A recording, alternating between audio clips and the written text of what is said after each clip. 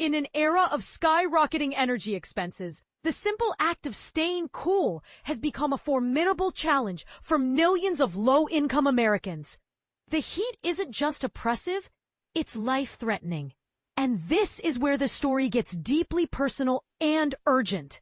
Picture this. In Dallas, Texas, Angela Harmon and her young grandson Leo step out into the sweltering summer heat. Their destination? A local store run by their church. It's not just a place to shop. It's their refuge from the relentless heat. Why? Because keeping the air conditioner running at home is a financial burden Angela simply can't bear. It's costly, it's expensive, and I have to juggle to pay it, she confided to CBS News. She revealed that even with help from her daughter, covering electricity bills remains a constant struggle. Angela's pastor, Chris Simmons of Cornerstone Baptist Church, paints an even grimmer picture. Many members of his congregation live on razor-thin budgets, and for those with health conditions, the stakes are terrifyingly high. They may not survive, he warned, referring to individuals who can't afford air conditioning during extreme heat waves. This isn't just about comfort. It's about survival. Last year, Angela relied on a lifeline, the Federal Low-Income Home Energy Assistance Program, LIHEAP.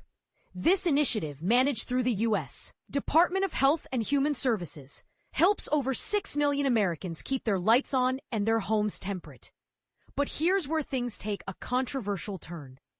President Trump's proposed budget for fiscal year 2026 seeks to eliminate LIHEAP entirely. A spokesperson for the White House Office of Management and Budget justified the decision, labeling LIHEAP as a failed program mired in fraud. They cited examples like funds being misallocated to deceased individuals and incarcerated prisoners. Additionally, they argued that LIHEAP disproportionately benefits states such as California, whose environmental policies allegedly inflate energy costs.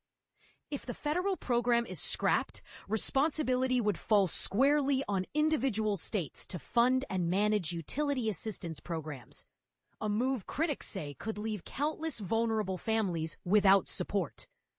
But what does all of this mean for everyday people? To answer that question, we turn to Andrew Dessler, a professor of atmospheric sciences at Texas A&M University.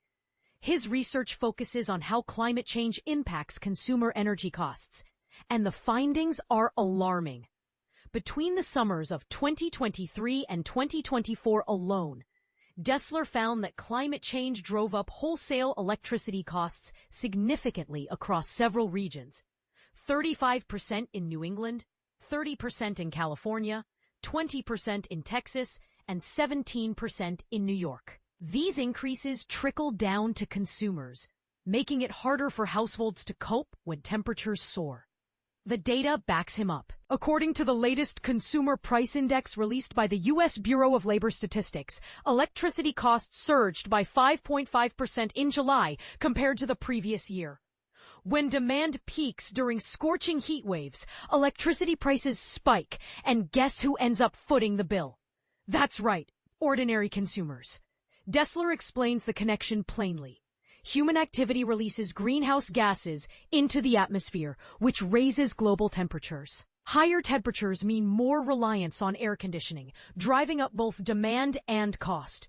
It's a vicious cycle, one that disproportionately affects those least equipped to handle it.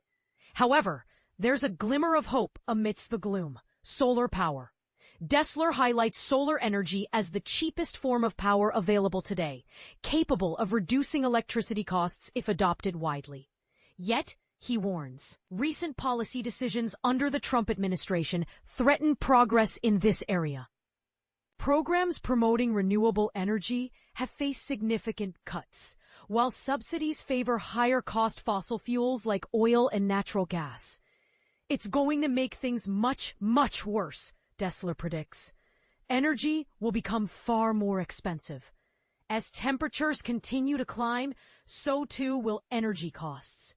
For Angela Harmon, the stress is unrelenting.